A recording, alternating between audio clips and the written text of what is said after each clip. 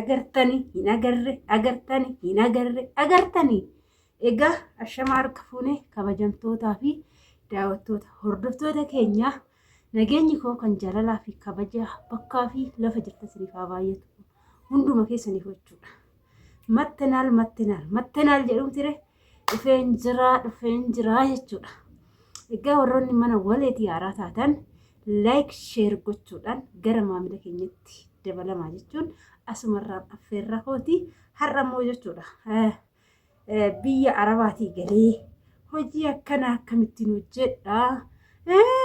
Biyya Arabaatii galtee uffata akkanaa uffattee biyya Arabaatii galtee hojii akkanaa hojjettee biyya Arabaatii galtee akkas taate kun jechoota warra Itoophiyaa sammuun isaanii biloonidhaan qollofamee banamuu dadhabe jechuudha.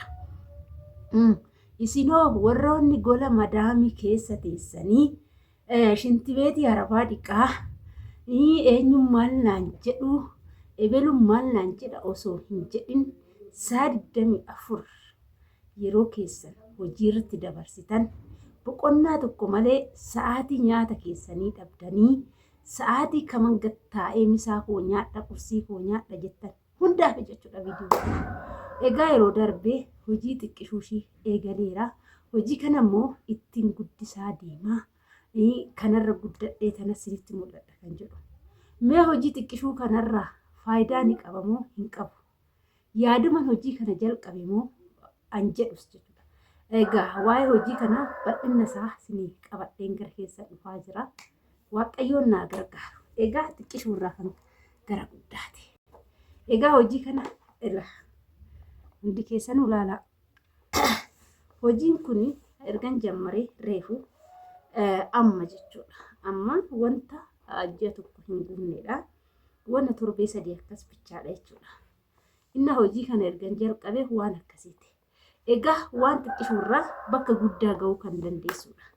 Kanaafuu anamma ol ka'eetoo maallaqa nan qabaa. Waan kana nan qaba jedhee ol ka'eetoo wanta qabu hunda duubaatti zaraggafee hojii kana eegaluu sun taane waan an qaburraa immoo ruubii tokkoonan hojii kana eegale jechuudha. Egaa hojii kana immoo waaqayyoon dhuma isaa bareechee akka na argamsiisus waaqayyo irraa abdii guddaan qaba. Gola madaamii gaafa teenyu gola Arabaa gaafa hojjennu jechuudha. Hojii kana argitanii miti ilaalaa.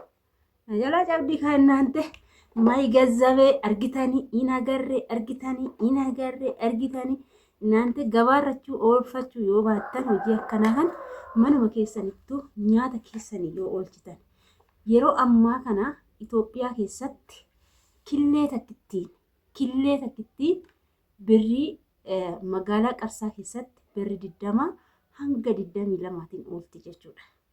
Magaalaa Asallaa keessatti garuu 22 hanga 25 jechuudha. Waqtii ayyaanaa immoo killee takkitti 30 ni galti. Ni galee miti. Kanaafuu handaanqoo kana yeroo galchanii ani ogeessa fayyaa nama waa'ee hojii kanaa beekuunan mari'adhee jira jechuudha. Inni kunis gizee hojii kana eegaltanii zim jettanii lukkuma gabaatii miti.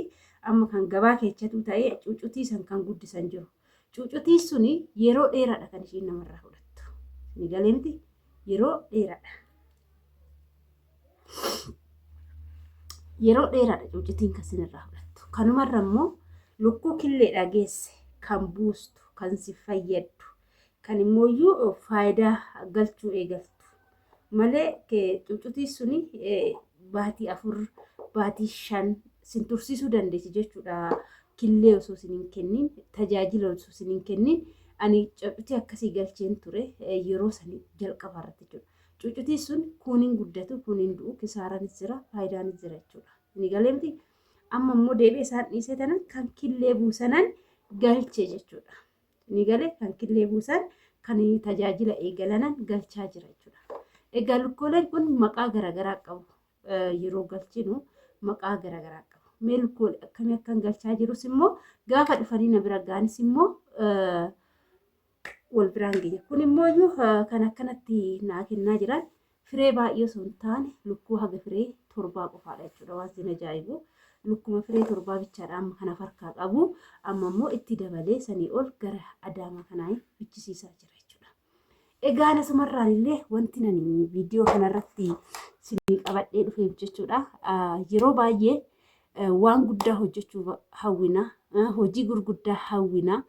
Dalagaa tokko jechuudha sammuu kee keessa kan jiru manni shaayii, manni bunaa, manni bayyanatii si faayidaa si kennuu danda'a jechuudha. Ta'eetu jijjiiramuu danda'a osiniin jedhe nama galgalaaf ganama harkaanis lukaanis ijaanis hojjeta jechuudha.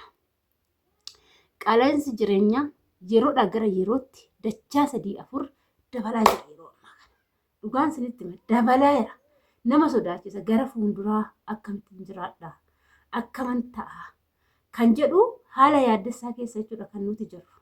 Haala yaaddessaa kana keessatti immoo dirqama wanta ittiin tattaaffannu tokko jalqabuun nurraa eegama jechuudha. Inaante ila wanti wayii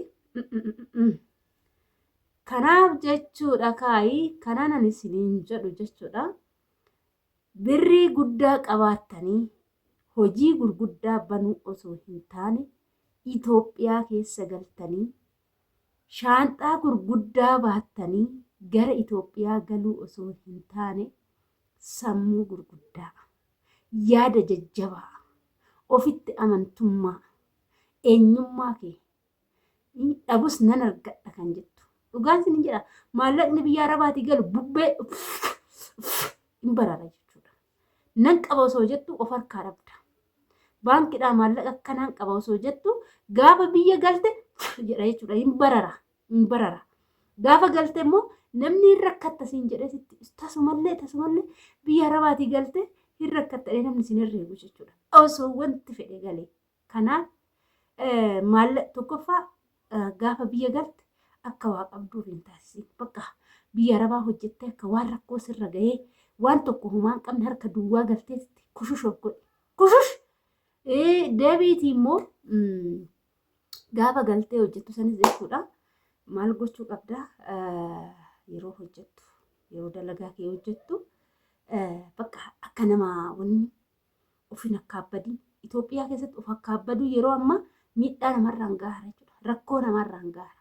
Gadi of qabummaa baradha shamarran keenya. Gadi of qabummaa dhugaan isinitti gadi of qabummaa jechuudha. Saniin booda hojii xiqqishuurraa gara guddaatti si dhoofuu danda'u.